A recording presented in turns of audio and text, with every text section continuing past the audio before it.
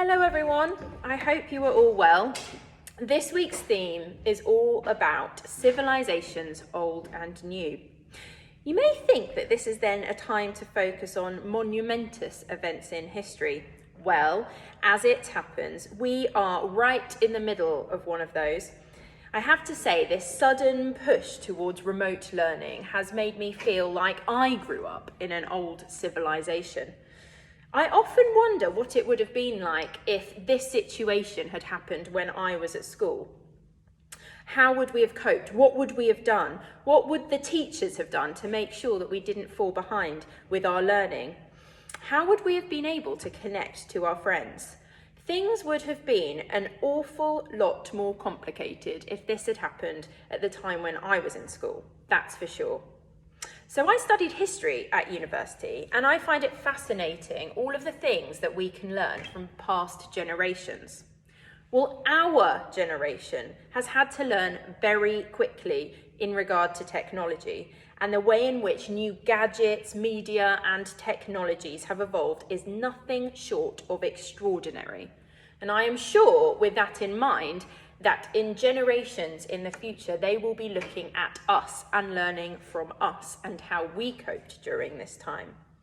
The speed at which we have had to all adapt to this new world of working from home now means that our skills have improved in a way that we never could have imagined at seriously speedy pace. I thought it might be an interesting opportunity for you to learn a little more about what technology was like when I was in school, a time that at the moment feels like it was an old civilization. So let's for a moment leave all the other civilizations behind and focus on a historic period of time in regard to technology. There is no doubt in my mind that what is happening right now will one day appear in history books that children will look at when they're in school.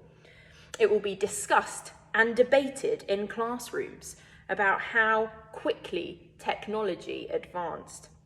And it's going to be one day something that you will tell children of the future. They might be your children or your grandchildren, but you will certainly be asked lots and lots of questions about this period of time.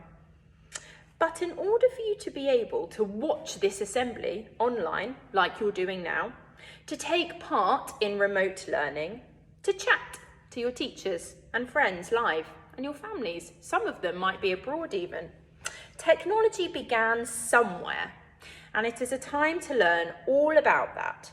Because if it wasn't for technological changes in years gone by, we would be in quite a different place at the moment. You may even learn some fun facts along the way.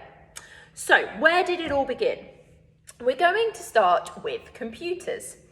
So the very first computer that was built was in the 1940s, and even though it was absolutely enormous, it could do only the most basic of things. It was basically like a big calculator.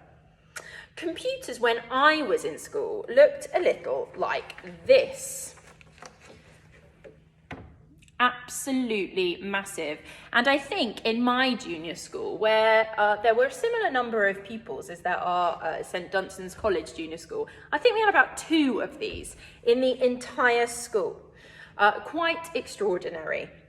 It had an enormous base unit, so let me show you here, that's this part here, and was extremely heavy. We didn't have laptops, we didn't have iPads, and we couldn't move these really heavy computers very easily from one place to another. They'd mainly stay in just one room.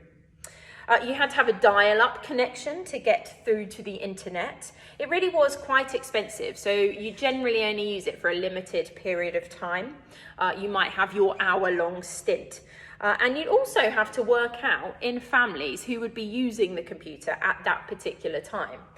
So the idea of having multiple devices in one home, all connected to the internet, well, if you had told me that we would be living in a world like that when I was your age, I wouldn't have believed you. It really is quite amazing. So, fun fact for you now. Did you know that the first ever mouse for a computer was made out of wood? How odd. And it looked a little bit like this. So picture of a wooden mouse there. And the speed at which computers and the internet evolved was really quite tremendous. While it took the radio 38 years to reach 50 million users, it took the television a shorter 13 years. The internet only took 4 years. It expanded really very rapidly. So the next thing we're going to be talking about will be mobile phones. The first ever mobile phone looked a bit like this. Again, absolutely massive. In fact, I think my uncle had one, and it was such a cool thing at the time. Now, as you can imagine, a mobile phone of this size was really, really heavy. In fact, it was around the same kind of weight as 9 iPhones today. You could only use it for about 20 minutes, so it had a 20-minute battery life before it needed charging. And took 10 hours to charge before you could then use it again. And while you were able then to make a 20-minute phone call, it was actually too heavy to hold for that long. So it could make the 20-minute phone call, but it was unlikely that you would be able to use it for that period of time. My first ever mobile phone looked a bit like this. It's what they call a Nokia phone. Again, really big. And I have to say, when I got my first mobile phone, I thought I was pretty cool. But now, when I compare it to the mobile phone that I have, it really wasn't that amazing. You could really only use it to make calls and send text messages. It was really big, didn't have any apps to download, didn't have sat-nav, certainly no internet. All of those really speedy methods of communication, it just wasn't able to manage. But it did have one game in particular. Let me find my picture for that. It was a game called Snake. And I imagine that lots of the teachers and probably some of your parents at home will remember this game. Everyone, when I was in school, was talking about the game Snake, and this is what it looked like on the screen. So you can see it's pretty simple. And what you had to do was navigate the snake around so he could eat the food that would appear somewhere else on the screen. But every time the snake had something to eat, it would get longer. And people really would play that very simple game of Snake for hours. Some might even buy a Nokia telephone solely so they could play the game. We loved in school seeing if we could beat our friends. It's now actually on its 9th version, though I have to say it's not the same as this really simple version, which we all knew and loved. And I don't mean to brag, but I once got to a point where my snake got so long that actually it ended up filling the entire screen. And then that was the end of the game. There wasn't any round 2 or round 3. That was it. I had to start again. But for me, at that time, it was quite an achievement. So next we're going to move on to television. So the first ever television looked like, well, actually, this is the one that I had when I was growing up. So it wasn't the first television, but I have a picture of the first television that I grew up with. Again, really big. Now, it's really hard to see in this picture how big it is, how wide it was. But I can tell you now that it wasn't a slim fit, flat screen TV scenario. It was probably about that wide. Okay, so not like these mega narrow ones that we have now. And there was no such thing as Netflix, Disney Plus or Apple TV. It seems really ridiculous to think at the moment, you know, I've heard people say, I can't find anything to watch. Well, just before I was born, Channel 4 was introduced, okay, the 4th channel. And actually, Sky didn't even exist at that point. So to have all of those channels and the different variety of programs that we can watch now is really quite amazing. Now, an interesting fact for you, the inventor of television, Mr. Farnsworth, he wouldn't actually let his own children watch TV. He once said to his son, "There's nothing on it that's worthwhile. and we're not going to watch it in this household. I don't want it part of your intellectual diet. In terms of the timeline, televisions went on sale in the late 1920s and early television, I'm sure lots of you know this, it was only displayed in black and white, so no colour television programmes. And although the technology was developed earlier, colour television sets didn't become widespread until the 1970s and the 1980s. And in the 1980s, that's also when the first remote controls were created. So after that kind of whiz through of what technology looked like in years gone by, I thought I would finish with some fun and interesting facts for you about technology. It's always good to learn something new.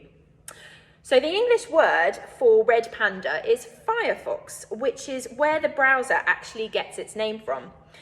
This means that the Firefox logo is actually a red panda and not a fox, like some people think.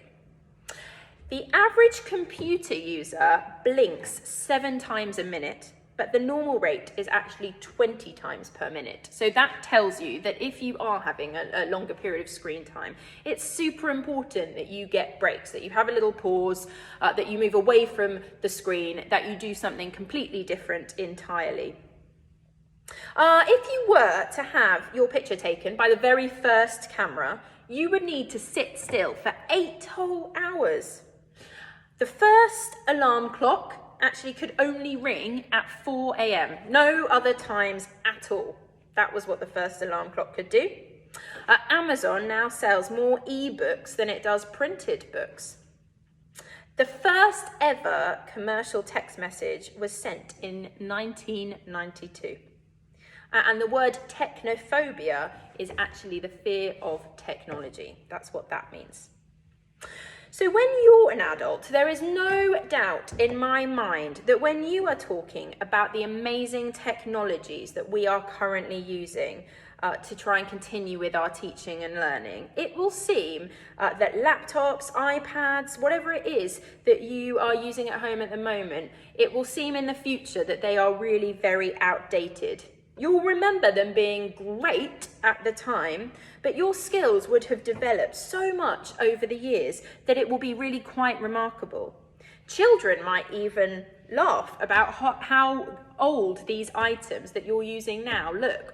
Kind of like you're probably laughing at home of some of these pictures that I have shown you today. Remember that. In fact, when you are an adult, at the moment scientists are talking about all kinds of really extraordinary things. They're saying that some of these things might be possible, that there'll be undersea and floating cities, that geoengineering will enable us to begin to cool the planet and start to repair the ozone layer through technology.